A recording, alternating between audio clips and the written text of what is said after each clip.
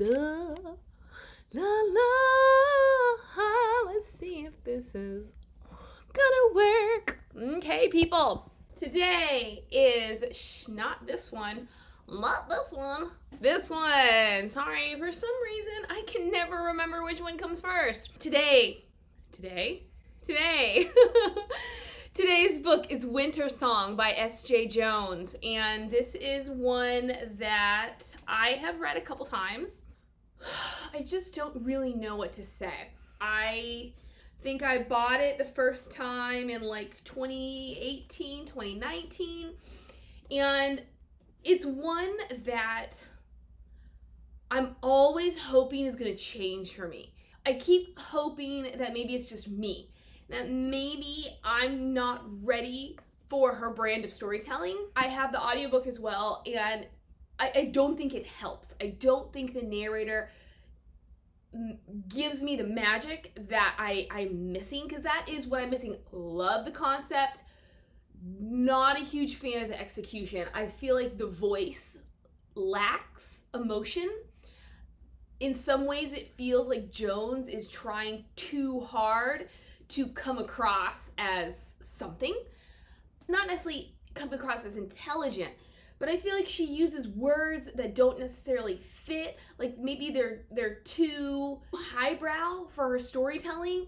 And the narration, the narrator just lacks inflection. She lacks warmth. And therefore, in both cases, whether I'm reading the book or listening to the book, I cannot connect with the main character. I think the Goblin King is fantastic. I don't mind Keita. Yosef, I do have some issues with, although not as much in this book as the next book, but he's set up in this book, which means he's even less successful in the next book, but I'm getting ahead of myself. My problem with Wintersong, great concept, don't care for the execution. What is the concept? It's about the Goblin King, and I love a good fairy tale. This one's not necessarily a fairy tale per se, but we've all heard of the Goblin King, so I love that Jones is exploring that avenue, because it's not one, at least I have seen very often or heard very often. Main character, Liesl. She's kind of not the black sheep of the family, but she's upstaged by her brother and her sister. Her sister Keita is more beautiful, more charming. She's kind of everything that Liesl wants to be, and not only that, but she's engaged to Liesel's childhood sweetheart. I'm a little foggy on those details. You can tell Liesl likes Hans. Maybe at one point Hans liked Liesl. In any case, he is now engaged to Keita. And then there's her younger brother, Yosef, who is a violin prodigy. Their father used to play at court, and he knew what he was doing, and then he became an alcoholic, and so now they're practically destitute. But he has spent Yosef's whole life teaching Yosef how to play the violin, whereas with Liesel, or Elisabeth, she has talent. I don't necessarily know if it's with the violin as it is composing on the piano, but she has kind of learned in bits and pieces, learned what she's allowed to learn so that she can accompany Yosef, but she just feels like she is the least loved in her family. And then one day, Keita goes missing, and it turns out that she has been taken by the Goblin King. But the whole thing about that is Liesl is the one who has sort of grown up with an affair with the Goblin King.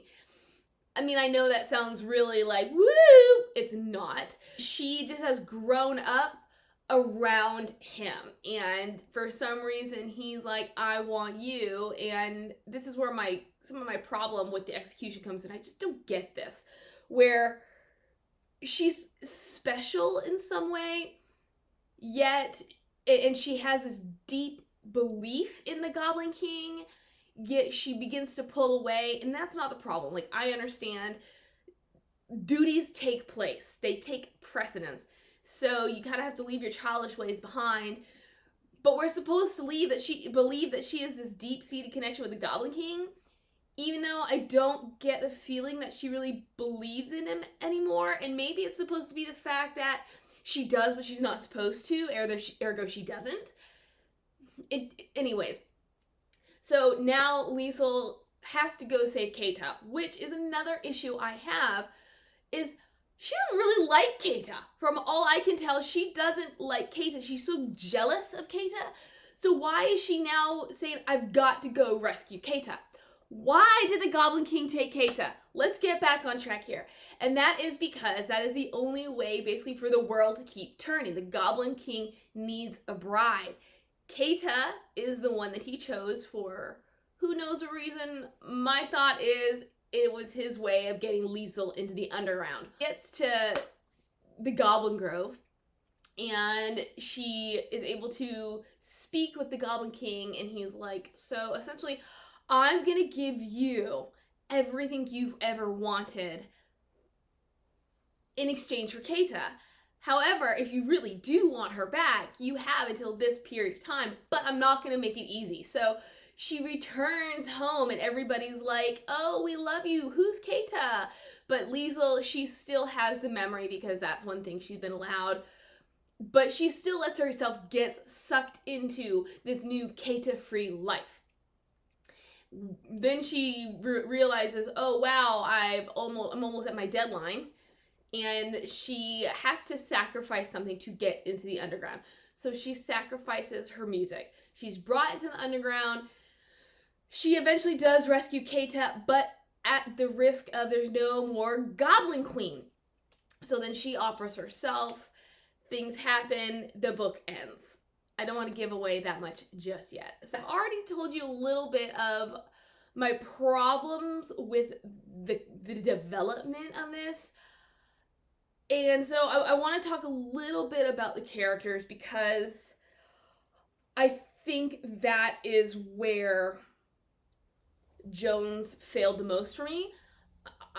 Where she exceeded was with the underground.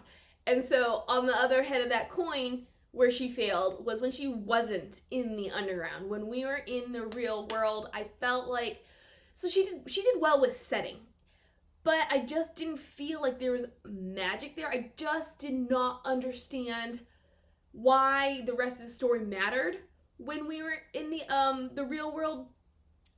But let's get to the characters. Yosef, and I'm gonna have to get a little bit of ahead of myself, and here's a spoiler. Yosef is a changeling.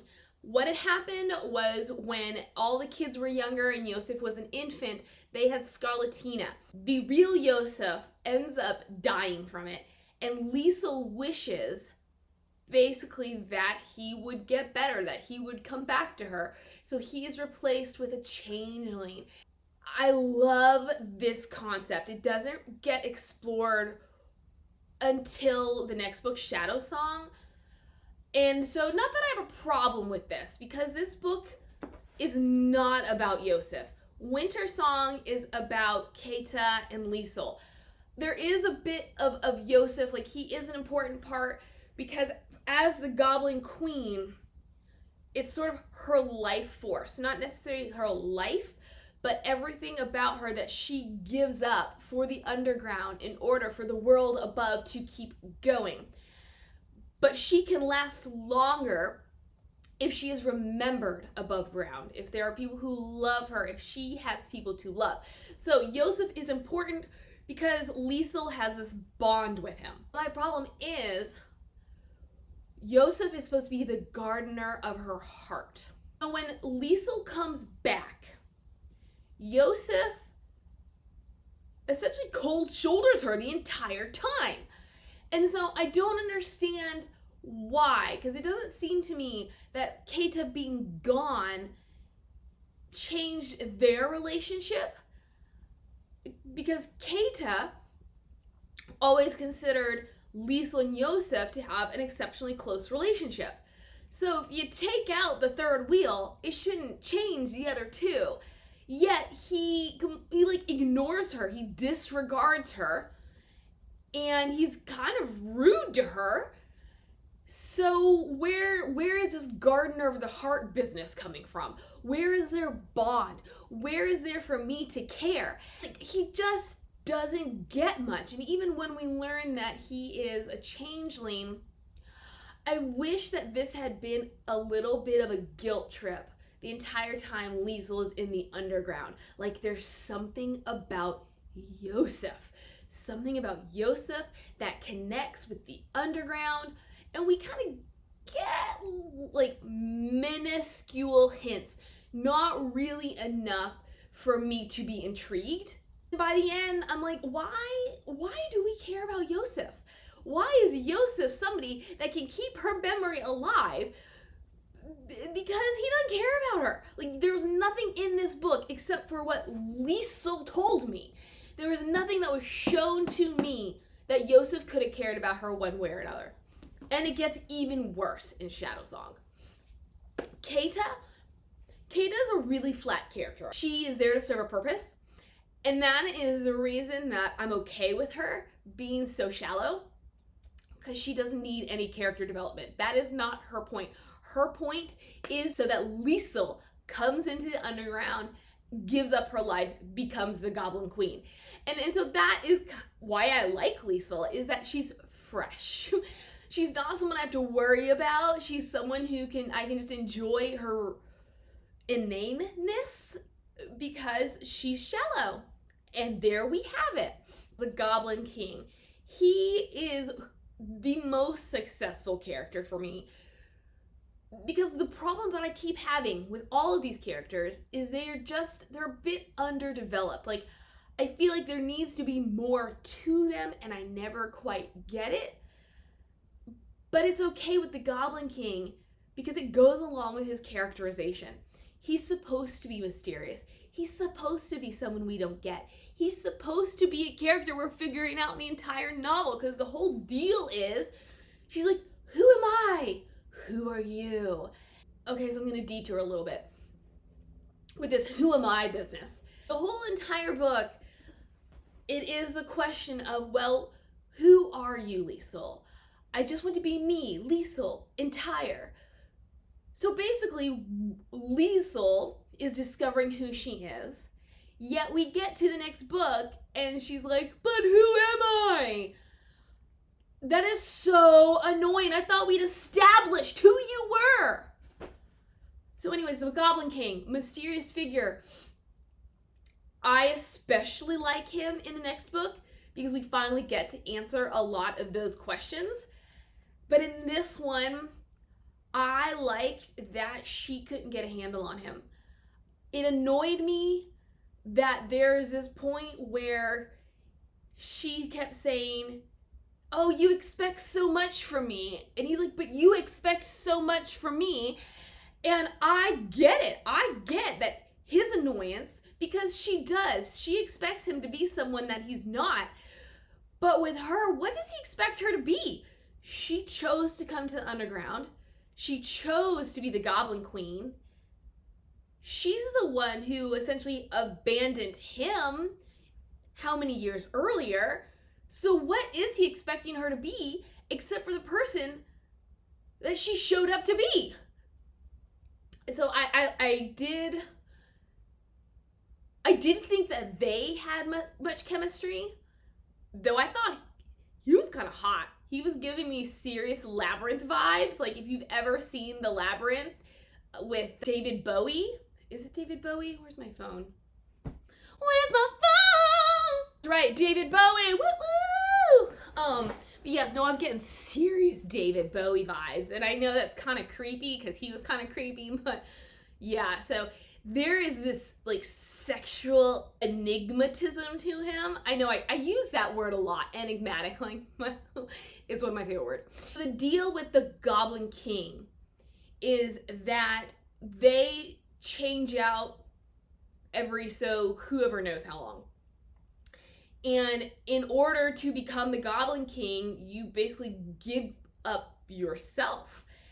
And so they're playing this game of truth or forfeit where you gotta tell the truth. If you don't tell the truth, you have a consequence to pay. And so she's asking him, well, give me your name. And he says, I can't give you my name. I've already given my name, but I have given you my name. It's really kind of convoluted. I feel like this entire novel is just a bit convoluted. Like, Jones wants it to be so mysterious that she wants all of her characters to have so much depth to them that she doesn't actually tell us anything.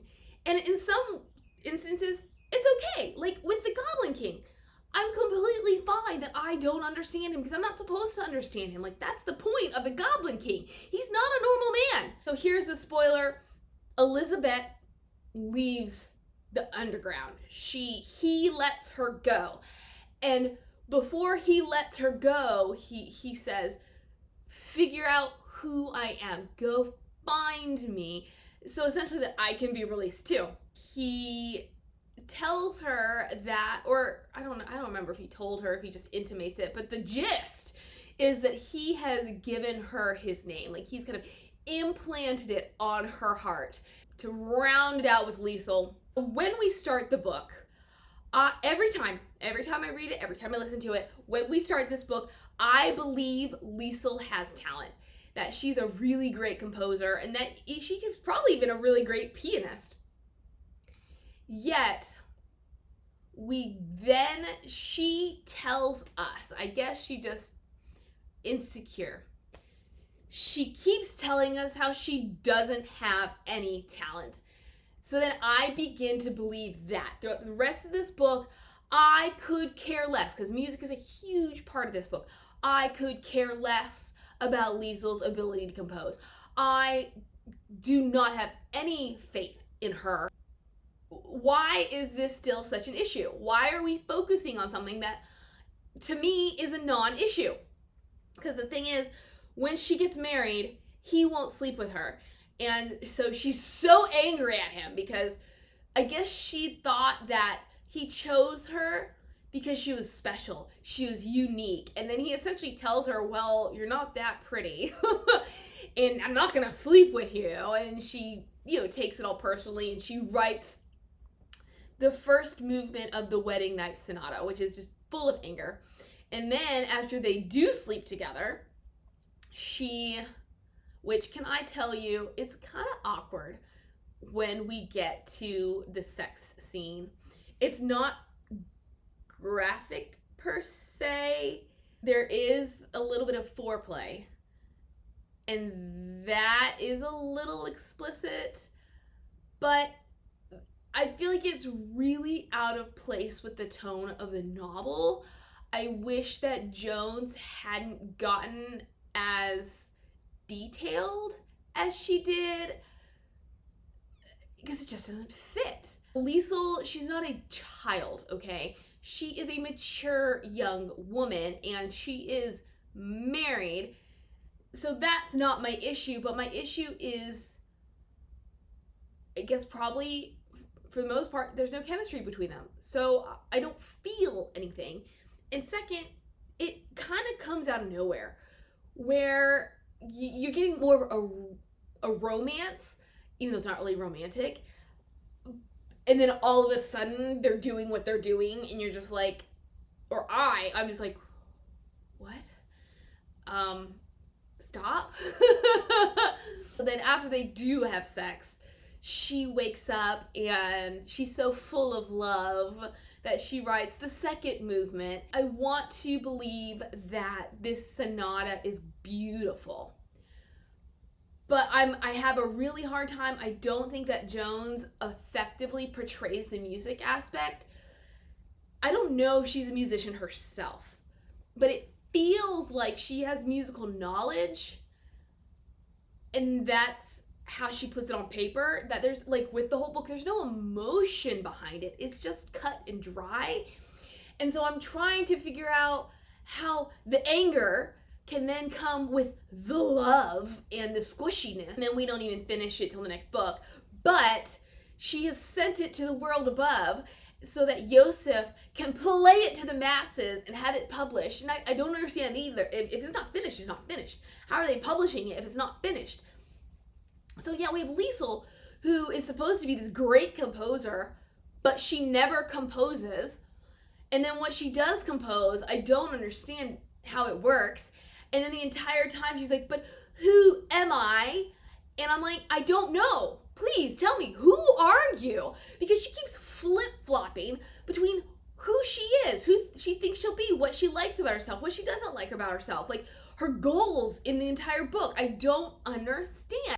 One thing that I really liked that I wish we'd gotten more of, again, it's finished up in Shadowsong and it's explored a whole lot more in Shadowsong, is the Brave Maiden. The Brave Maiden was the original Goblin Queen.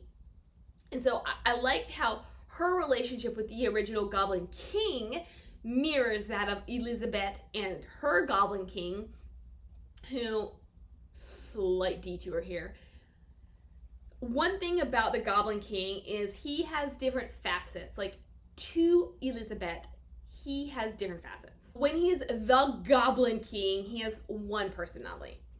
But when he is her austere young man, which is the personification of his true self, his human self, he is a different kind of personality. He's gentle, he's loving, he's whatever.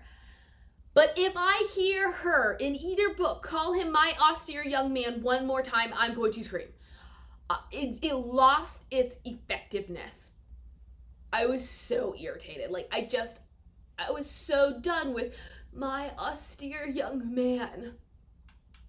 The original Goblin Queen and King mirror what's going on with our current Goblin King and Queen, because they actually like each other. Sure, he didn't want to sleep with her at first, but you always get the impression that he loves her, which I don't know why, because she's not all that interesting. She's not, as I said, not someone I connected with. In my opinion, not very sympathetic, because she's just boring. But I really enjoyed how she was like, if this woman was able to make it out and save her Goblin King, if she was able to bring him with her, maybe I can do the same thing. So that is kind of where we leave off, is, yes, because with the original Goblin Queen, he let her go. So now with Elizabeth, he lets her go. And so she kind of has to figure out how to get back to him so she can release him too. And I wish that we'd expanded the Brave Maiden. I don't feel like we got enough of her, especially because I wasn't satisfied. Not that I didn't like, I just wasn't satisfied with what we did in Shadowsong with her. But we also get kind of little bits of the queens that came in between and how none of them lasted. And the only reason that we don't have a dress form with a dress from the original Goblin Queen is because she made it out. And so I felt like that could have been a driving force. That's not something, like, it's introduced and it piques my interest, and then it's essentially just ignored until the end of the book. It's not even introduced until the middle of the book. And then we forget about it until the end of the book. And I was like, but that's the most interesting aspect that we've come up with so far. And, but that goes back to this underground. I thought, as much as I didn't like the goblins, it's because I wasn't supposed to like the goblins. They're not great creatures. But I thought that Jones did an excellent job with them in creating this world, this underworld that has an effect on the world above. And now that Elizabeth is part of them, she doesn't quite fit in. She's got to figure out her place among them and figure out, oh wow, this is not what I grew up thinking they would be like. That again reminds me of Yosef. There is a point where we learn that Yosef is quite possibly a changeling. It's not explicitly stated like it is in Shadowsong. Well, no, it is. But what isn't explicit is Liesel's part in it. Like, did she know he was a changeling, or did she truly grow up thinking that this was her brother?